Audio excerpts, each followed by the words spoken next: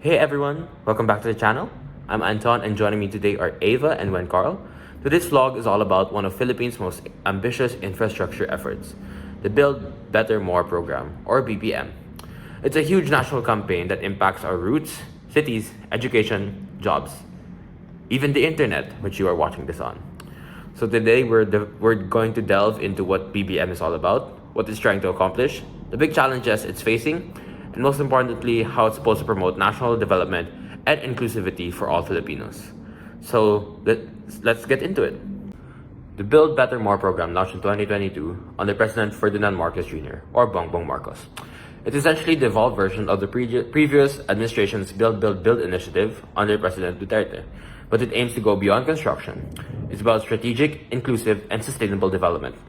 It targets key areas of national growth, transport infrastructure such as highways, expressways, railway systems, seaports, and airports, urban and rural development such as government housing programs, sanitation and water systems, and digital health infrastructure like broadband internet, mobile networks, hospitals, and clinics. The idea is not to create not As just of early projects, but progress 2024, that reaches every BBM Filipino. includes 194 infrastructure flagship projects, or IFPs, spanning everything from transportation to digital systems. What's impressive is that more than 80 of these projects are already under active implementation, with others nearing approval. And this isn't a one-agency effort, it's a whole-of-government approach. Major players include the Departments of Public Works and Highways, or DPWH, for road and bridge construction, the Department of Transportation, or DOTR, for airports, seaports, and rail systems, TESDA, which trains skilled workers needed for all these projects, and DHSUD, which is responsible for the housing sector and urban planning.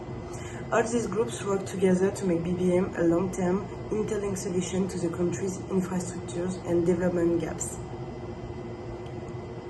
So what does BBM actually aim to achieve? One is accelerated economic growth. Infrastructure drives business, and BBM's massive investment worth over 9 trillion pesos is expected to contribute 5 to 6% annually to the country's GDP. Projects like the North-South commuter railway aim to cut traveler time by over 50%, which boosts productivity and lowers logistic costs. It's not just roads, it's about making the economy move faster and smarter. The second one being social inclusion. BBM plans to build over 1 million homes by 2028 by the Pambasang Pabahay para sa Pilipino program. These aren't just houses, they're entire communities being built for informal settlers, low-income earners, and people affected by displacement or natural disasters. Thirdly, we have workforce development. We're not just building roads, we're building skills. TESDA has already trained over 80,000 workers in fields like carpentry, plumbing, welding, and even digital tech. These workers are helping build the country, and BBM gives them stable and well-paying jobs. Then we have balanced regional development. BBM pushes for decentralization, that means more focus on areas outside Metro Manila. In fact, several big-ticket projects are happening in Mindanao, Visayas, and northern Luzon. For example, the Iloilo-Capiz-Aklan Expressway is being developed to enhance road connectivity across Panay Island. Projects like this help attract investments and improve tourism access to lesser-known destinations. Also, airports in Bukidnon, irrigation in Iloilo, and ports in Davao, all to help rural economic growth. Climate resilience. BBM also integrates green infrastructure, the support from renewable energy projects, flood control systems, and climate-smart urban planning. The goal is to future-proof infrastructure so it lasts and helps the country withstand climate change. Another key contributor is the Metro Manila Subway project. Once completed, it will reduce traffic congestion, cut daily commute times by half, and is expected to serve over 370,000 passengers a day. BBM is more than a construction project, it's a national development strategy. By improving access to remote areas, BBM helped firstly farmers in provinces like Bukidnon and Samar get their goods to market faster, and tourists reach beautiful but undeveloped areas like Palawan and Zamboanga through upgrade airports and ports. These aren't just statistics, they are real people seeing real change. For local producers, this means faster delivery of goods to markets. In Davao, for example, fruit and seafood exporters are already benefiting from improved port access and cold storage facilities. And inclusivity doesn't stop with roads. BBM supports a broadband ng masa program, which is to provide digital connectivity to underserved areas. Now, remote barangays in the Cordilleras or Mindoro are being connected to LTE towers and satellite internet. This makes a difference in people's lives as it allows students to attend online classes, small businesses can actually join the digital economy, and health centers can run telemedicine services for patients miles away from actual hospitals. Even the housing projects under BBM are designed with inclusivity in mind. Many developments include livelihood centers, daycare units, parks, and open green spaces. They aren't just places to live, they're places to thrive. Imagine a mother with young kids or a senior citizen. This program wants to build spaces that support them too. There's also a growing focus on vertical housing developments near transport hubs, especially in highly urbanized areas, so that residents can live closer to work, school, and essential services. But let's be real, no program is perfect, and BBM is facing its own share of problems. First and foremost is the delays and budget overruns. In some cases, like flood control projects in Metro Manila or construction projects in Mindoro, progress has been stalled due to land acquisition problems, legal disputes, or contractor delays. Then there's community displacement. In parts of Quezon City and Cavite, families have been evicted to make way for BBM projects.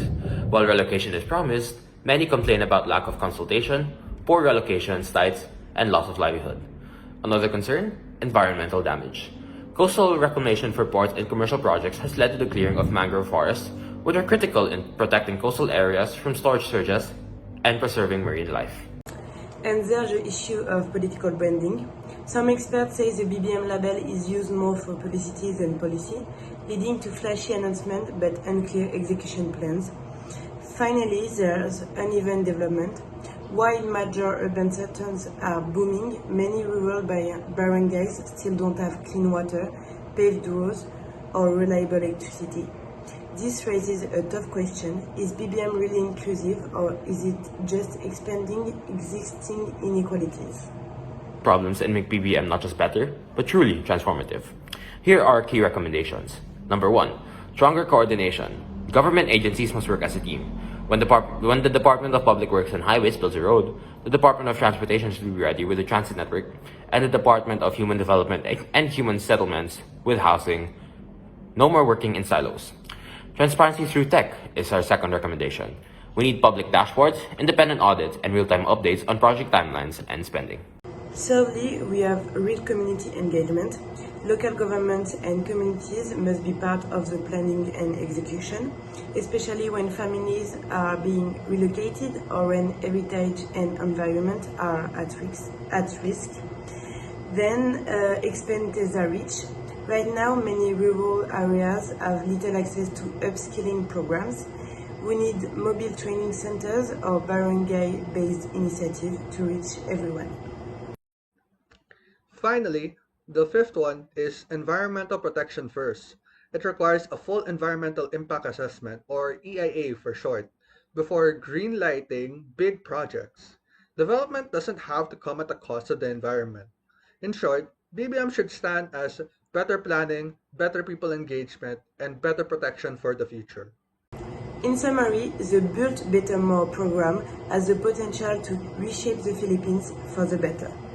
And number 5, sustainability and climate resilience. BBM also integrates green infrastructure, the support for renewable energy projects, flood control systems, and climate-smart urban planning. The goal is to future-proof infrastructure so it lasts and helps the country withstand climate change. But it needs to be done right. That means smart policies, strong leadership, and most of all, listening to the people on the ground. So, based on all the information we threw around, Can this program really deliver on its big promises? So thank you for watching and see you soon.